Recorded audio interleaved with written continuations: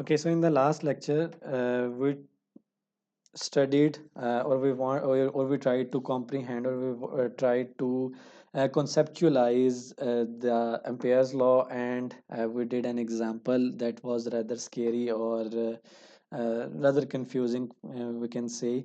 But today, what we're going to do is that we will study some applications of Ampere's law, and we will use Ampere's law to calculate the values of H for a more interesting scenarios which we understand, which we have discussed earlier.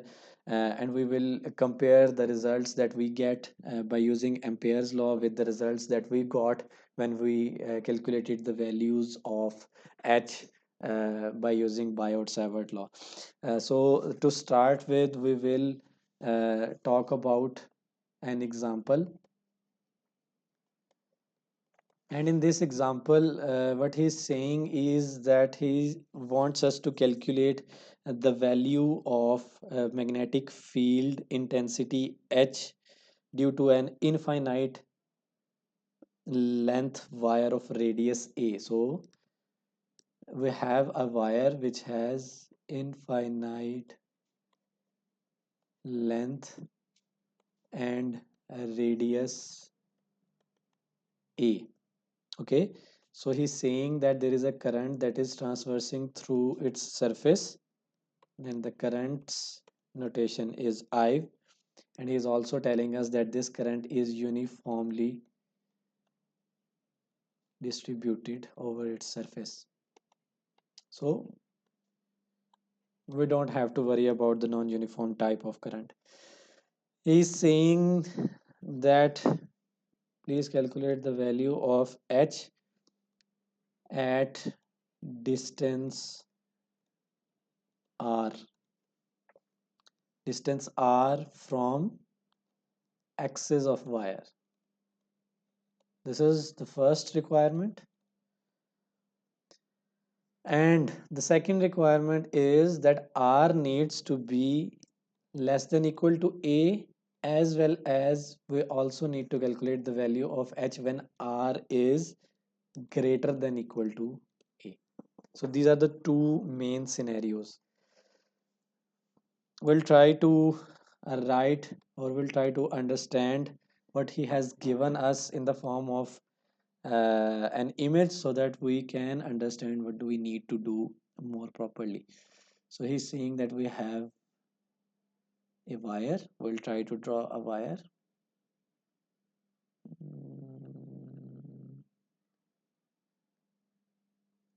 Okay, so this is the wire. Sorry about bad drawing skills. This is the wire, and this is the direction of current. He's saying that this is the axis.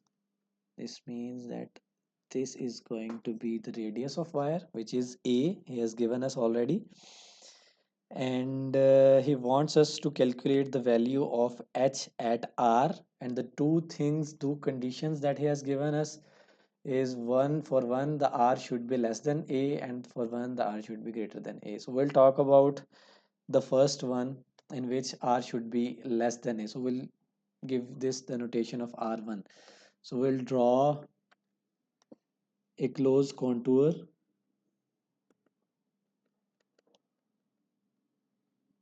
of radius r1 such that r1 is less than a. So we can see that the value of this radius is less than the value of the actual conductor itself. So we have drawn the contour, but still we need to give it some direction. So how can we give the direction? We can give it by taking care of right hand rule. Point your thumb to the direction of current. If you point your thumb to the direction of current and curl your fingers, you will get this direction. So this is the direction that we're taking. Okay, counterclockwise. We can call this contour as C1. So he's saying that mm, we have put this wire in the direction of z. That's up to us. Okay, so what do we need to do? We need to calculate the value of h1, the value of h1. That is our goal for this first part of our question. For this thing, we'll write the Ampere's law. For contour, close contour 1, h1 dot dl1 obviously should be equals to I1.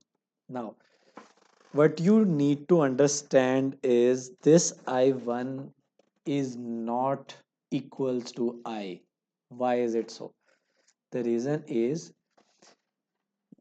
that the contour that we have selected, it does not bound the whole conductor, and the current I that has been given to us, that current is flowing through the whole conductor. That current is distributed uniformly to the whole conductor, which means that if the value of this R1 is less than A, it means that the conductor that this contour is binding, sorry, this conductor is less than the total amount of conductor, which means that the current that we will get by integrating this left hand side, that current will be less than the total current. So I1 is not equals to I in this case. I1 has to be less than I1.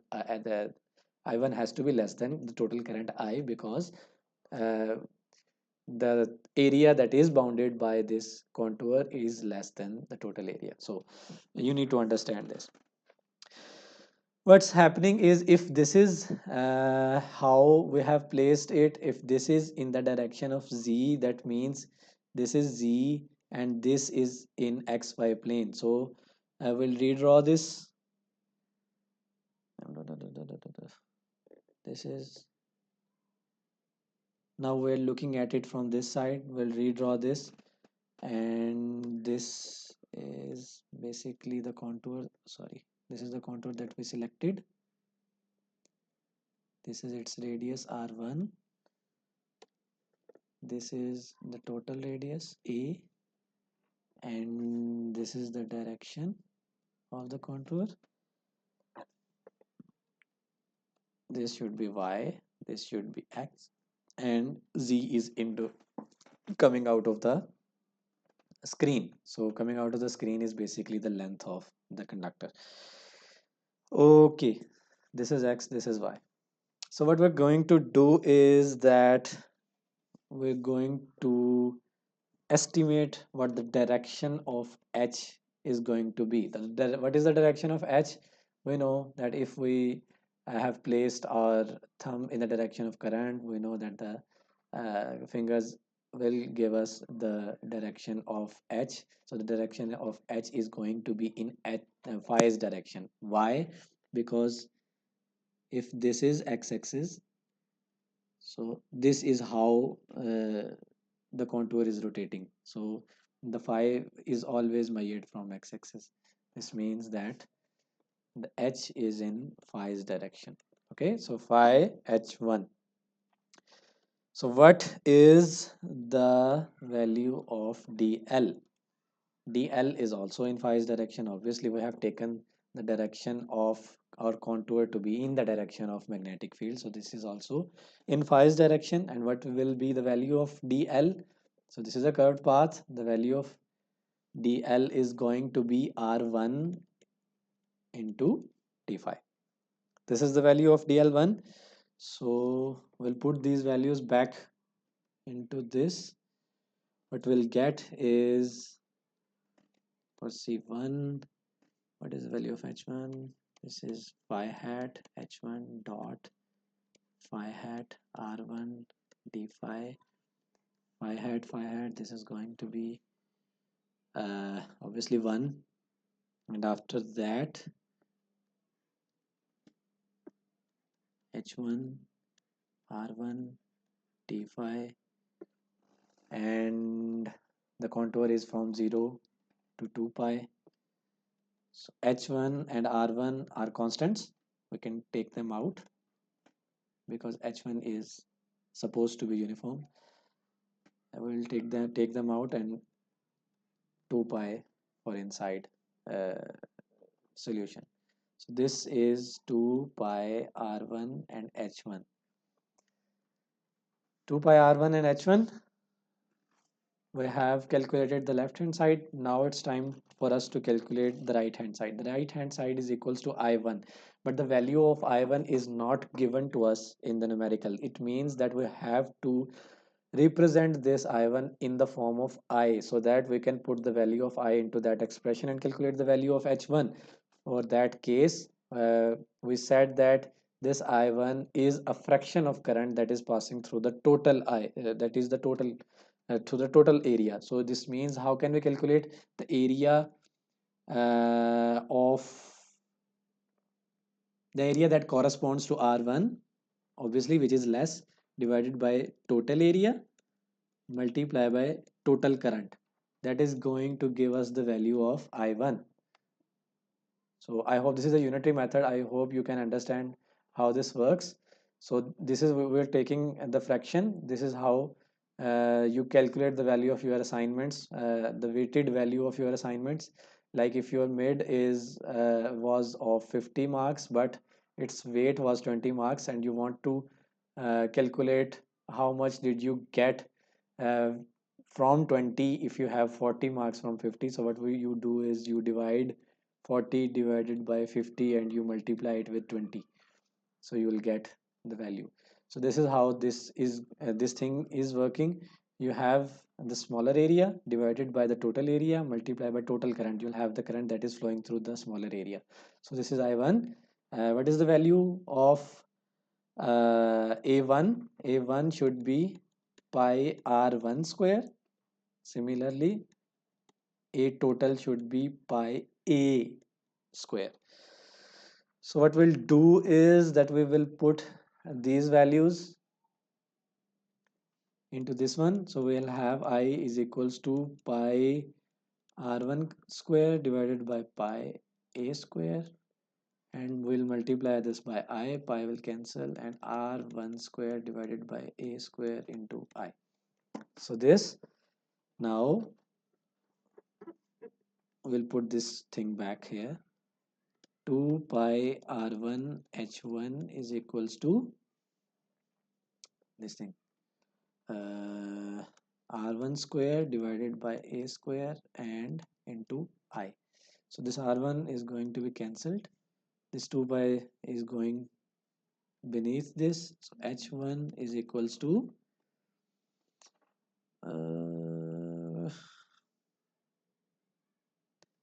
R1 over 2 pi A square into I. And what was the value? What was the unit vector? The unit vector was phi hat. So we have calculated this for this case. Now what we need to do is that we need to convert it to this case, in which the value of R is greater than A. It means that now we have gone out of the wire. So how can we do that? So let's suppose this is the second contour. This is C2. If this is C2, this is R2. Okay, now whole conductor is bound by this path, so we don't need to worry about this calculation. All of the current will pass through this contour, so it means that all of the current, that is I, will pass through this thing. I'll try to write this here because we'll need to use these diagrams. So okay, so now H2 dot dl for C2, this should be equals to I. What is the value of H2? H2 is once again H2 in the phi direction, H2 So we will put these things back into this equation and we'll perform the calculation, and they're going to be similar to this. So we'll just write this 2 pi r2 and h2, and this is going to be equals to I. So h2 is equals to I over 2 pi r2. R2 is the value of second contour at which we are measuring it. So h2's vector is going to be phi into I over 2 pi r2. No, we'll need another board. So the h was phi I over 2 pi r2, and if we want to calculate the value of b, that is mu naught h, so this is phi mu naught I over 2 pi r2, and if this r2 is the distance at which we are measuring at the h, so if that is small r, we can rewrite it as phi hat mu naught I over 2 pi r. This is the same expression that we got by using Biot-Savart law, but we had to do a lot of calculations involving trigonometry when we were calculating this value by using Biot-Savart law. But as compared to that, if you take a look at the procedure that we followed in Ampere's law, that seems to be pretty simple, because all we had to do was to calculate the value of h dot dl. Uh, I hope you understand that if we wanted to calculate the value of b for any point that is outside the conductor, this is the only calculation that we needed to do. We did all these calculations because we had another scenario in which we wanted to calculate the value of h. This scenario does not correspond to that scenario in which we calculated the value of h at point p by using Biot-Savart law. So this all calculations, these are for this scenario. This is that scenario, the one which was given to us in Biot-Savart law, the one in which we used a lot of trigonometric functions. So all the calculations that we did to calculate the value of this thing, these are the only calculations that needed to be done. H2 dot dl, we calculated the value of this I, and after that we moved 2 pi r to this side, and we decided what will be the direction of h2 by using right hand rule, and by using b is equals to mu naught h, we put the value of h in that equation and we calculated the value of b for that thing. So we'll see, we have seen firsthand that how easy things get if we use Ampere's law, just like uh, how easy things became when we used Gauss's law to calculate the value of E instead of using Coulomb's law. So these two examples corresponds to that. Okay, he's also talking about a graph here. Let's talk about it a little bit. He's saying that if we draw a graph, I think this was required in the example too. He's saying that as soon as we try to move, if we take a radius r here, and if we take the value of h to be here, he's saying that whenever we were at this point at which the value of radius r, at which we were calculating the value of h, that was 0, the radius r was 0 at that point, the value of h was also 0. uh, Whenever we started to increase the value of r, what is he talking about? He's talking about this. He's saying that whenever we started to move or to expand our circle, expand our contour from this origin point, we moved here and then we moved here and then we moved here. He's saying that because the amount of current that is bound by that contour is increasing, as a result the magnetic field intensity also increases. This keeps on increasing until we reach at a point where the conductor ends.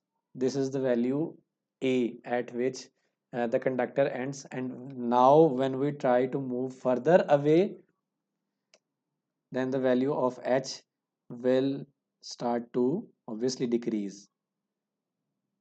So this is the type of trend that we get if we change the value of radius at which we are measuring the value of magnetic field intensity. This is the maximum value at the surface of the conductor. We know that when we move away from the conductor, the value of H is inversely proportional to the distance from that conductor. As soon as we try to move away from the conductor, the value of H is going to decline, is going to be decreased.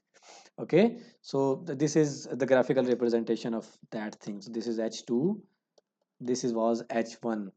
Okay, inside the conductor, this is outside the conductor.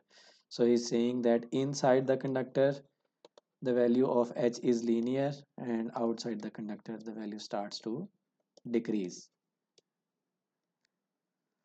This is basically the relationship in between these two scenarios.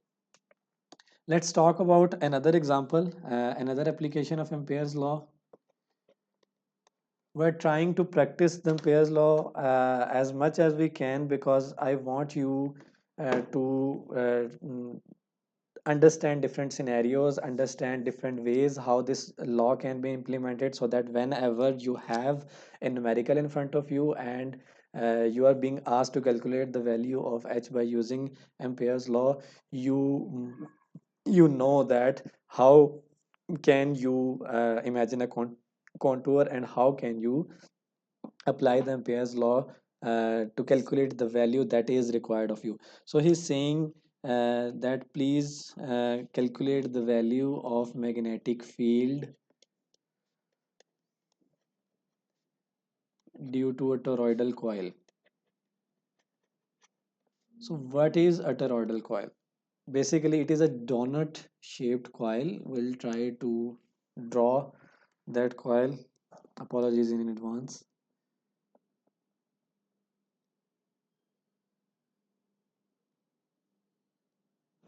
Eh,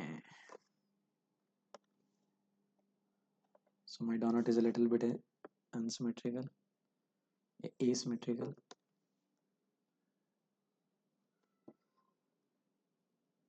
like this.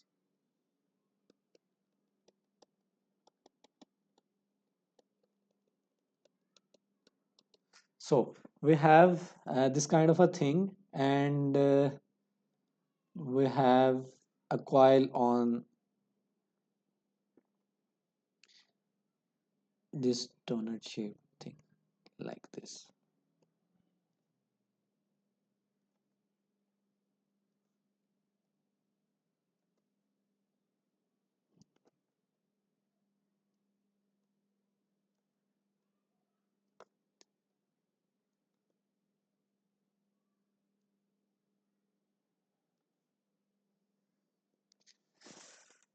So we have this donut kind of thing, and we have the wire which is coiled over this donut shaped thing, and the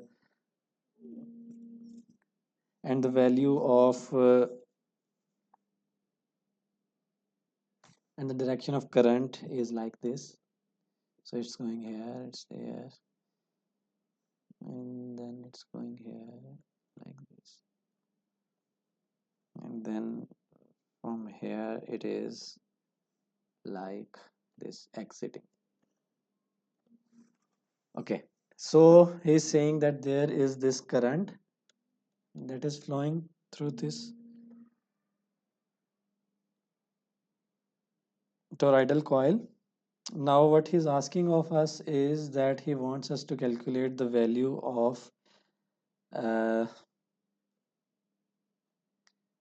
H at different points. What are the different points? R should be less than A, and R should be in between A and B, and then R should be greater than B. So in this case, we will have to take into account three different conditions. We had two conditions in the last example, but in this example, we will take into account three conditions. So what is A? A is basically this radius, and B is this radius.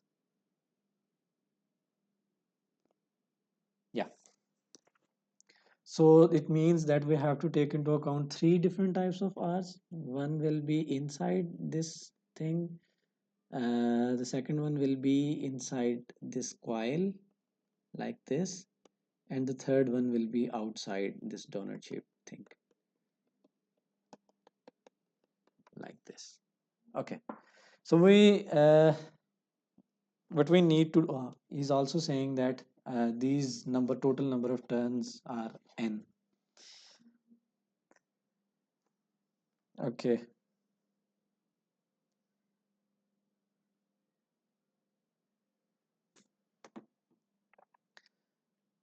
so I'm sorry, my mobile phone is ringing continuously. Okay.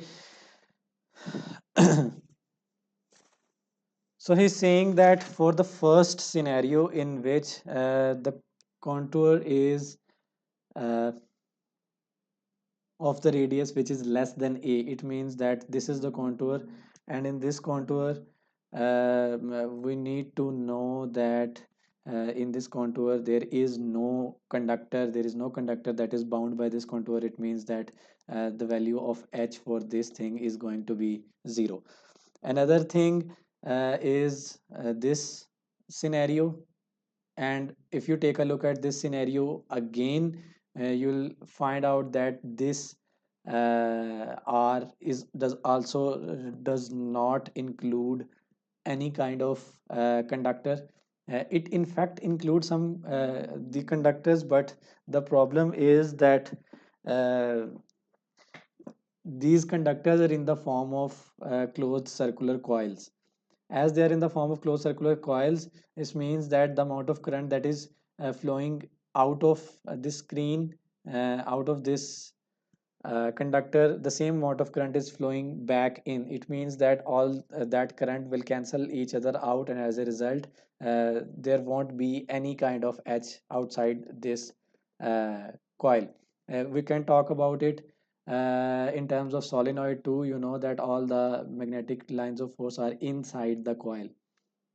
Okay, if this is in the form of a closed loop, then all the magnetic field will be inside this toroidal coil.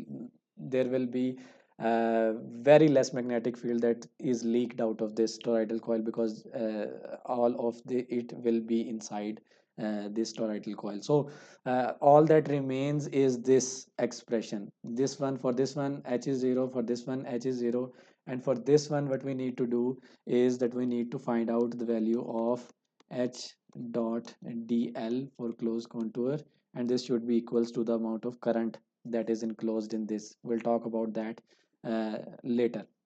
So let's talk about uh, this closed contour. For this case, what will be the direction of h? We usually find the direction of h by using right hand rule, so let's do that. Let's do that again. If this is y-axis and this is x-axis, then this is y and this is x, and this is the curved path. uh, what we'll do is we'll try to find the direction of magnetic field at this point. Curl your fingers in the direction of current like this, so your thumb will point out in this direction. This is the direction of h. So if you take a look at this, this is basically opposite to phi, because phi was usually, if this is the x-axis, phi was usually in this direction, so this is opposite to phi. So we can say that h is equals to minus phi h. Okay. The other thing is the contour and the direction of contour. For the direction of contour, we have to take the direction of contour in the direction of magnetic field itself. So The magnetic field's direction is minus phi, so the direction of contour should also be minus phi. And what will be the value? The value of uh, dl should be r is basically the distance, and d phi. So we have h, we have dl. We will put the value of these two things, phi hat h dot minus phi hat dl, which is r d phi. Once again, uh, the value of uh, d phi should be from 0 to 2 pi. So this is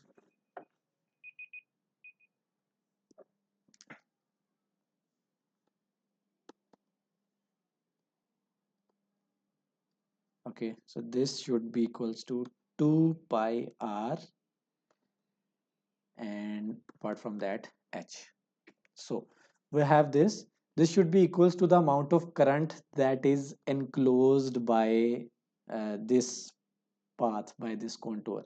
What is the amount of current that is enclosed by this path? If we take a look at a single turn, this path is enclosing this single turn, so the current I. This path is also including this turn, so another I, another, all those turns which are included in this path. So this is going to be I n times. So what will be the value of current that is enclosed by this path? Which is this is going to be Ni. Okay, so we can calculate the value of h. H is equals to Ni over 2 pi r, and if we write it in the form of unit vector, so minus phi hat Ni over 2 pi r. This is the value of h for toroidal coil. uh, for this case, when r is in between, we can say that for r is 1, h is 0, and for r is less than, sorry, but less than a and greater than b, for that case also h is equals to 0. So these are the three values that was asked of us. So this is it for today. uh, we'll talk about magnetic vector potential in our next lecture. If you have any queries, feel free to ask them in the interactive session. Thank you so much.